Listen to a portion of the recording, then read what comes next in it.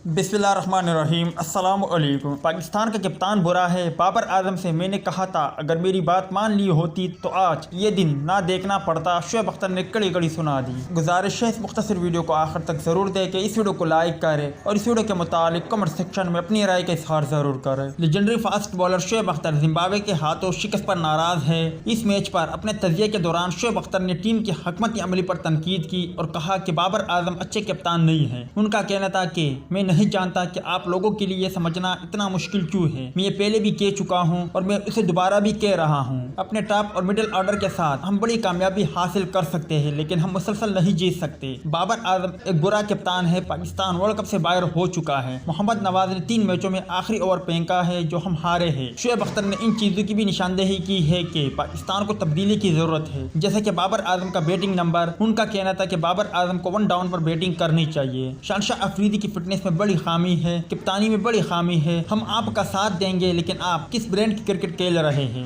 आप सिर्फ इस उम्मीद पर बड़े टूर्नामेंट में नहीं जा सकते कि मुखालिफ टीम आपको जीतने देगी। पाकिस्तान का अगला सुपर 12 मैच इतवार को नीदरलैंड के खिलाफ होगा। ताहम हारने से उनकी T20 वर्ल्ड कप की दौर खत्म हो जाएगा। आप इस पर क्या कहेंगे? कमेंट सेक्शन में लाजमी तौर पर बताएं। आया ओपनिंग चेंज करनी चाहिए या नहीं? मिडिल ऑर्डर में कुछ तब्दीलियां करनी चाहिए या नहीं? इसके अलावा पाकिस्तानी स्क्वाड में कुछ तब्दीलियां करनी चाहिए या नहीं?